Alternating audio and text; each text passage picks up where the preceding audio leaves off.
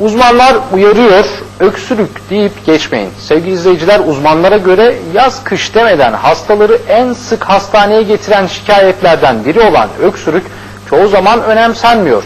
Genellikle bireysel olarak çözümlemeye çalışılan öksürüğün altından büyük ve geniş bir hastalık yelpazesi çıkabileceği söylendi. Göğüs hastalıkları uzmanı Doktor Murat Apaydın haber ekibimize yaptığı değerlendirmede öksürük yabancı maddelerin alt solunum yollarına oturmasını ve bronş, akciğer sekrasyonlarının birikmesini önleyen bir savunma mekanizmasıdır. Öksürük beklenen amacı sağladığı zaman etkili ve yararlıdır. Ancak 3 haftadan daha uzun süren öksürük mutlaka dikkate alınmalıdır. Altında bulaşıcı olan tüberkülozu, ölümcül seyreden akciğer kanserini, sık görülen ve yaşam kalitesini bozan reflü, ölüm riski yüksek ve sık görülen kalp yetmezliği ve pulmoner emboliyi zamanında tedavi edilmezse geri dönüş şansı zorlaşan astım ve koahı barındırabilir uyarısında bulundu. 3 haftaya kadar olan öksürükler akut, 3 ila 8 hafta arasında süren öksürükler subakut, 8 haftanın üzerinde süren öksürükler kronik olarak değerlendirilmesi lazım. 3 haftaya kadar olan öksürükler genellikle, akut öksürükler genellikle üst solunum yolu enfeksiyonları ve bunların yol açtığı, üst solunum yolu enfeksiyonlarının yol açtığı deniz akıntısından kaynaklanan genellikle öksürüklerdir. Hemen hemen %80-85'i bundan kaynaklanır.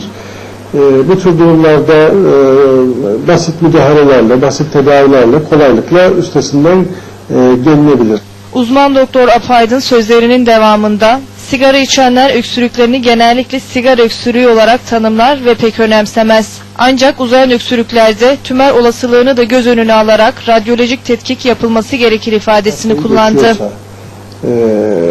Beraberinde nefes darlığı, kanlı balgam, ateş, halsizlik gibi şikayetler varsa daha ciddi, daha büyük problemlerin olabileceğini düşünerek mutlaka bir doktora başvurmak gerekir.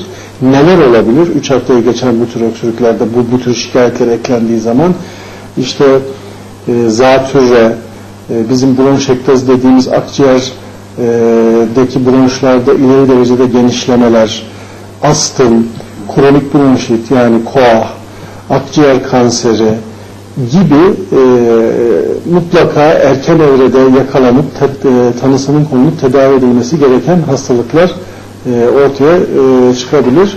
Bir de özellikle bir ayın üzerinde yani 4 haftanın üzerinde süren öksürüklerde çocuklarda ve genç erişkinlerde tüberkülozu da mutlaka akla getirmek gerekir.